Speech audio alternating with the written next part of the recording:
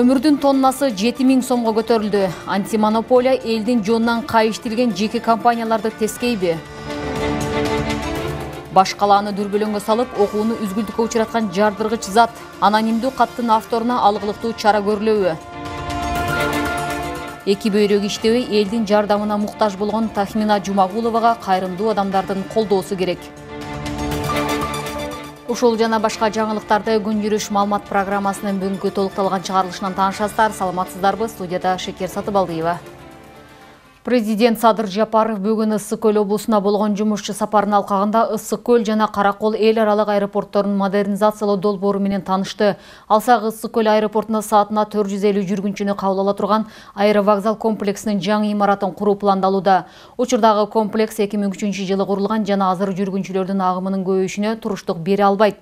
Азыр жаңы комплекстин долбоордук сметалык документтери иштелип чыгып, мамлекеттик экспертизадан өткөндөн кийин курулуш монтаждоо иштери башталат. Ошондой эле аэропорттун аймагын кеңейтүү, кошумча тосум орнотуу, селден коргоо үчүн жаңы курулмаларды куруу долбоорлорун иштеп чыгуу боюнча иш-чаралар жүргүзүлүүдө.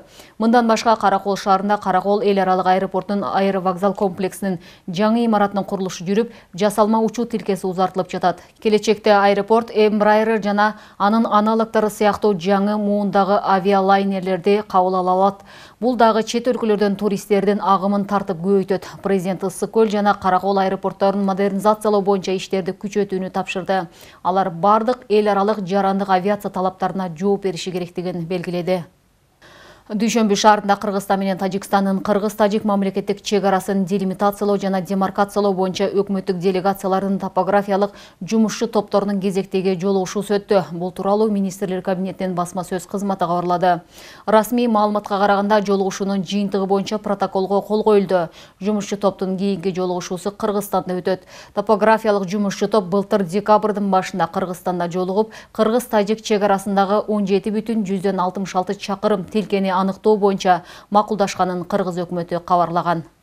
Кыргызстандын чек арасы 200.105 чарчы чакырымга чейин кеңейди. Бул тууралуу министрлер кабинетинин төрагасы Акылбек Жапаров республикалык кеңешменин жүрүшүндө билдиргенин өкмөттүн маалымат кызматы кабарлады. Жыйынга облустук мамлекеттик администрациялардын жана жергиликтүү өз алдынча башкаруу органдарынын жетекчилери катышты. Жапаров 2022 жыл өлкөнүн тарыхында Өзбекстан менен мамлекеттик чек ара сызыгы толугу менен аныкталган жыл катары калаарын белгиледи. Жалпыбыз үчүн чоң сыноо болгон Баткен окуяларынан татык өттүк. Биздин күчүбүз ынтымагыбызда. Элден 386 миллион сом чогулса, мамлекет калыбына келтирүү иштерин жүргүзүү үчүн тийиштүү каражат табууга жетишти. Азыр сапаттуу үйлөр салынууда. Кече дагы 30 үйдү пайдаланууга бердик. Жалпысынан 45 үй толук бүттү. Калган үйлөрдүн алды аяктоо алдында жумуштардын 89% аткарылган, деди Жапаров. Өкмөт башчы өз сөзүндө башкысы жергебизде тынчтыктын өкүм сүрүшү маанилүү экенин белгиледи. Бүгүн креативдүү индустрия тармагында иштеген жаратмандарга киргизилген салыктын түрүн талкуулаган жыйын болду. Ошондой эле өткөн жылы креативдүү индустриялар парк аталышындагы мыйзам долбоору кандай шартта кимдер үчүн иштери да айтылды. Креативдүү индустриялар ассоциациясынын мүдүрү Назгүл Кубакаева салык боюнча атайын өкмөт менен сүйлөшүүлөр жүргүзүлгөнүн белгиледи. Айтымында атайын салык режими креативдүү экономиканын жаңы багыттары үчүн креативдик индустриялар паркы тезирээк күчүнө кирсе, бул сектор өнүгүп, ал экономикага оң таасирин тийгизет. Ошондой эле учурда креативдүү индустриялар ассоциациясы бул тармакта иштеген 65 жаратман компания менен иш алып барарын белгиледи. Белгилей кетсек, өткөн жылы президент Садыр Жапаров креативдүү индустриялар паркы жөнүндө мыйзамга кол койгон. Ага архитектор, дизайнер, блогер, музыкант, журналист, графика, анимация сыяктуу 15тен ашык багытта иш алып баргандар киргизилген. Мыйзам чынында эле иштеш үчүн ал жерде мыйзам алдындагы актылар бар. Салык кодексине өзгөртүүлөр кириш керек. Ошол көрсөткүчтөрдү бекитүү кандай өтүп жатат.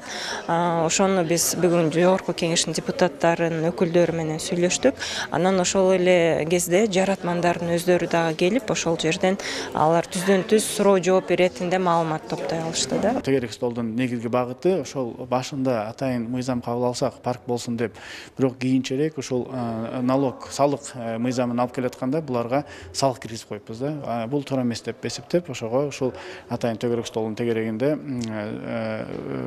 сүйлөшүүлөр жүргүзүп, анан биз бүгүнкү күнү жогорку кеңеште ал норманы дагы алып койдук. Мындайча айтканда, аларды азыркы учурда катуу налог менен эмес, акырындатып жыл сайын көбөйткөнгө барып атабыз. Бул биринчи кезекте ушул тармактагы жаратмандарды бириктирүү. Бүгін эртең менен социалдык тармактарга Бишкектеги номер 33 мектепке жардыруучу зат коюлган маалыматтан улам окуучулар эвакуацияланууда деген видео таркады. Мындан көп өтпөй Чыңгыз Айтматов атындагы лицейдин окуучулары мектептен сыртка чыгарылып жаткан видео жарыяланып, билим берүү мекемеси текшерилип жатканы айтылды. Бул маалыматты Бишкек шаардык ички иштер башкы башкармалыгы ырастап, Бишкек милициясынын 102 кызматына эртең менен 9:30да бомба коюлган деген анонимдүү каттар келип түшкөнүн билдирди. Социалдык түйүн жана маалымат каражаттарындагы маалыматта жалпы 5 мектептин окуучулары эвакуацияланып, мектептер милициянын курчоосуна алынган. Мындан улам окуу процесси үзгүлтүккө учураган. Ал эми шаар милициясынын маалыматында канча мектеп экени айтылган жок. Saat 15:30'da Борбордогу Ибраимов 68 дарегиндеги элдик медиа сайтынын кеңсесинде бомба бар деген маалыматтан улам кызматкерлер сыртка чыгарылган. Жеринде тийиштүү иштер жүрүп жаткандыктан милиция бул боюнча да комментарий бере элек. Бүгүн 20 январында эртең менен саат 9:30 чамасында Бишкек шаарынын ички иштер башкы башкармалыгынын 102 кызматына бомба коюлган деген анонимдүү каттар келип түшкөн. Окуя болгон жерге ыкчам тергөө топтору жана райондук бөлүмдөрдүн жетекчилиги дароо жөнөп, милиция кызматкерлери мектептердин аймагын курчоого алып, окуучулар жана администрация эвакуацияланган. Тиешелүү иштерди Кыргыз Республикасынын Ички иштер министрлигинин кинологдору жүргүзүүдө. Урматтуу жарандар, бардык түшкөн чалуулар текшерилип жатат. Кабатыр болбооңуздарды суранабыз. Өлкөдө электр энергиясы тартыш болуп, улам жарык өчүп жаткан чакта кара алтындын баасы да жогорулоодо. Борбор калада бир мүшөк көмүрдүн баасы 300 сомдон 1 тоннасы 7000 сомдун тегерегинде сатылууда. Ал эми сатуучулар болсо калага көмүр жеткирүү иштери жай жүргөндүктөн таңкыстык пайда болуп ушундай абал жаралганын айтышат. Электр тартыш көмүр кымбат болгон кыш-шилдеде маселе канткенде чечилет. Бул жаатта тиешелүү органдар кандай иш-аракеттерди жүргүзүүдө? Кийинки материалда сөз болот. Бишкек шаарында суук түшкөнү көмүргө болгон талап өсөөрү белгилүү. Шаардын тегерек четиндеги көмүр саткан жайларда акыркы бир жума ичинде кара алтын сатып алууга сааттап кезек күткөндөрдүн катары калың. Улам электр жарыгы өчүрүлүп жаткан кыш-шилдеде кара алтындын баасы да 2 эсеге жогорулаган. Буга чейин бир мүшөк көмүр 200-250 сомдун тегерегинде сатылса, учурда анын наркы 300 сомго чейин жогорулаган. Жада калса көпчүлүк кампаларда кара алтын тартыш болуп жатканына күбө болдук. Катуу суук түшкөндөн тарта арзаныраак көмүр алсам деп кайра көмүр кампага каттап, бирок ушул күнгө чейин көмүр ала албай жаткандардын арасында Тынчыбек Белеков да бар. Негизи жок деп атышат, көмүр жок, келбей атат дейт. Эмне болуп келбей атат, билбейбиз дейт. Ошого, конечно, кымбат да бул, кичинекей мүшөк да бул деген. Кымбат. Мурун 200 сомдон мүшөк болчу. Баян суук түшкөткөн 250-гө көтөрүйдү. Ошол көмүр кампасынын ысымын атагысы келбеген сатуучусу акыркы суук көмүр ташып келген автоунаалардын ишин кыйындатып, убактылуу тартыш болуп жатканын айтып берди. Учурда кампаларда кардарларга 10 мүшөктөн ашы көмүр алууга чектөө коюлган. Сиздерге кымбат түшүп атат да. Бир күндө канча келип атат? Келбей атабы? 300 миң калды. Кара алтындын мындай тартыштыгы бир жагынан жарык улам өчүрүлүп, түйшүк жаратып жаткан учурга туш келди. Кыргыз көмүр мамлекеттик ишканасынын жетекчиси Марат Орозбаев билдиргендей, Жумгал районунда жалпысынан 22 ишкана бар болсо, учурда алардын ичинен Кыргыз көмүр гана кезек көмүрдү кардарларга кое берип жатат. Борбордогу аталган ишканага таандык бир гана базада арзан көмүр сатылып жатыптыр. Ал эми айланма жолдогу кымбат баада сатылып жаткан кара алтын жеке ишканалар аркылуу ташылып келгендер.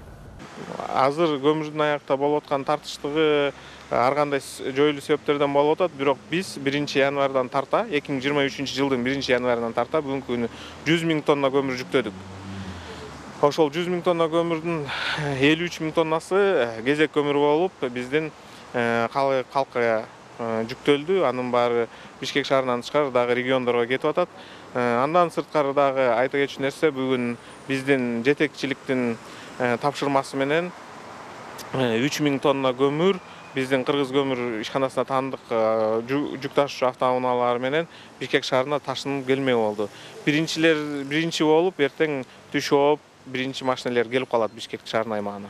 Күн санап асман чапчып жаткан кара отундун наркына токтолсок, өткөн жылдын ноябрь айынан тарта өлкө аймагында көмүрдүн баасына убактылуу мамлекеттик тескөө киргизилген. Токтом чыгып, баа бекитилгенден кийин монополияга каршы жөнгө салуу агенттиги бааны көзөмөлдөө үчүн күн-түн иштеп, тынымсыз көмүр саткан жайларды кыдырып жүрүшүптүр. Бул боюнча монополияга каршы кызматтын аймактык бөлүмдөрү бир топ иш алып барууда. Бүгүнкү күндө күн сайын мониторинг жүргүзүлөт. Бааны негизсиз жоготулаткан субъекттерге мыйзам чегинде чаралар көрүлүп жатат. Кыргыз Республикасынын бардык аймактарында текшерүүлөр жарандар биздин расмий сайтта дагы номерлери бар. Ошол номерлер менен чалып кайрылуулар калтырса болот, кайсыл жакта кымбат сатылып атат. Ошондой эле баа тескеген агенттик ушул кезге дейре 1200дөн ашык жайга түшүндүрүү иштерин жүргүзүп, анын 525-ине эскертүү берип, 136 факт боюнча мыйзам бузуу аныкталып, 35 жайга айып пул салынганын айтууда. Деген менен калк арасында бул агенттиктин жарытарлык иштеп жатканына күмөн саноолор көп. Тескерисинче учурда бир гана Борбор калаат эмес, өлкөнүн башка аймактарында да нарк жогорулаганы байкалууда. Алсак Ош облусунда 1 тонна көмүр 12 000 сомдон сатылууда. Тазагүл Эмилбекова, Тынчтык Гүлбаев, New TV. Ар бир адам турак жайлуу болууга укуктуу. Бул тууралуу бүгүн Акыйкатчы институтунун жеткиликтүү турак жайга болгон укук жаатында жүргүзүлгөн ишмердиги тууралуу эксперттик уктуруусунда айтылды. Жыйында Кыргызстандагы эң актуалдуу көйгөйлөрдүн бири болгон турак жайга болгон укуктардын ишке ашырылышы боюнча маселелер кеңири талкууланды. Уктурууга мамлекеттик органдардын кызматкерлери, депутаттар, укук коргоочулар, мамлекеттик ипотекалык компаниянын өкүлдөрү, көз карансыз эксперттер катышты. Статистикалык маалыматка таянсак, Акыйкатчы аппаратына турак жай жана жер тилке бөлүп берүү маселеси боюнча өткөн жылы 62 арыз келип түшкөн. Алардын көпчүлүгү турак жай кооперативинен жабыр тарткандар. Мамлекеттик кызматкерлерге деп эле мамлекет тараптан аябай чоң колдоо, батир берилип атат УКМКнын кызматкерлерине, МВДнын кызматкерлерине, мамлекеттик деги эле кызматтагыларга. А эмнеге дагы деле мисалы ошол эле мугалим, дарыгерлер, биздин ошол социалдык айлуу топтор, көп балалуу үй бүлөлөр эмнеге ала албай жүрүшөт.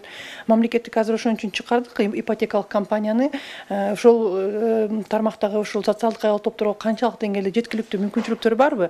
Анан кредиттен билесиңер, баары биздин элибиздин көпчүлүгү үчтөр кредит ала берип, күйүп кеткендер көп, жана өзгөчө финансылык пирамидалардан күйүп кеткендер, анан жана микрофинансылык кооперативдер, негизи микрофинансылык уюмдар элге кичинекей пайыз деп коюп, чоң пайызда кредит берип, элди жакырчылыкка батырып атат.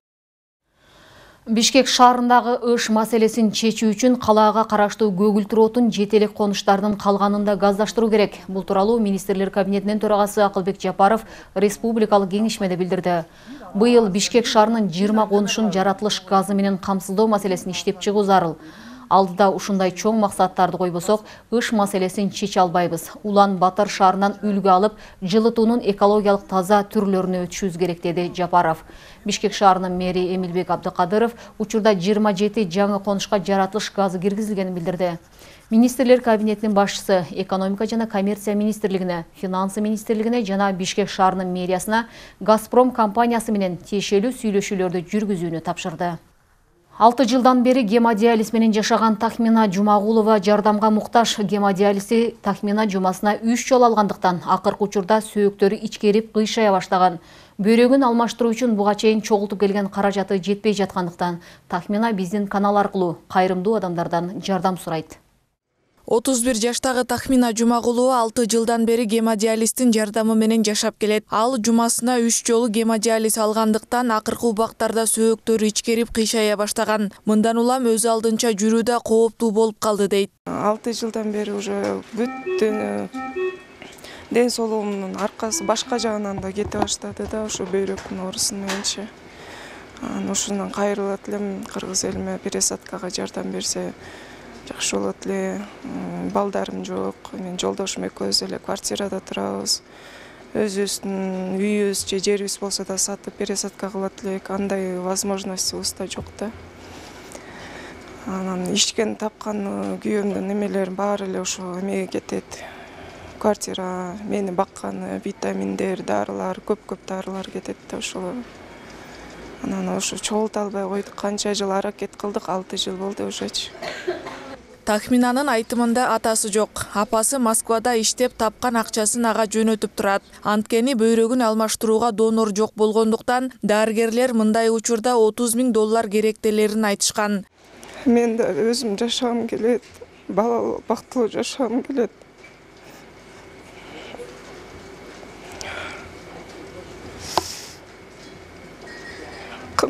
Мындай жашоонун мааниси жок экенинчи айтканда. Кудайга шүгүр, бирок жашап жүрөм, бирок ошондо да кыйналып кеттим аябай. Ошо жардам берип коюшуңардан өтүнөм. Тахмина бул ооруга турмушка чыккандан кийин кабылган. Боюнда бар кезинде сасык тумоо менен катуу ооруп, бир аз өткөндөн кийин шишип кеткен. Мындан көп өтпөй микроинсульт алып, сол көзү оң тарапты карап калган. Дарыгерлер курсактагы баласын айына жеткирбей операция жолу менен алышкан. Сасык тумоо өөрчүп кеткендиктен бөйрөгү иштебей калып, гемодиализ ала баштаганын айтат. Ал эми дарыгерлер Тахмина бөйрөктүн жетишсиздигинин 5-стадиясы менен жабыркагандыктан 2017 жылдан бери гемодиализ алат дейт. Эгер операция жасалбаса, анда жумасына 3 жолу гемодиализ алыш керек. Такай, дайым калтырбай, анан өзүнүн диеталары бул өзүнчө кыйынчылык жаратат. Эгер мүмкүнчүлүк болсо, эртерээк пересадка болгону жакшы. Себеби бөйрөктүн жетишсиздигинен организмде зат алмашуу бузулат.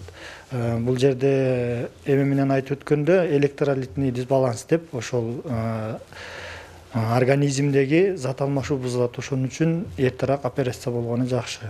Учурда бейтаптын 2 бөйрөгү тең иштебей калгандыктан гемодиализден башка дарылоо жолу жок экенин белгиледи. Андыктан Тахмина Жумагулова Кыргызстандагы кайрымдуу жарандардан жардам сурайт. Анткени Тахминадагы кыялындагы эне бактысына ээ болуп, толук кандуу жашоого кайтып келүүнү самайт. Жардам берүүнү каалагандар төмөнкү реквизиттер аркылуу каражат которушса болот. Бүгүнкү чыгарылышыбыз мына ушундай жаңылыктар менен жыйынтыкталат. Кайрадан эфир аркылуу көрүшкөнчө аман болуңуздар.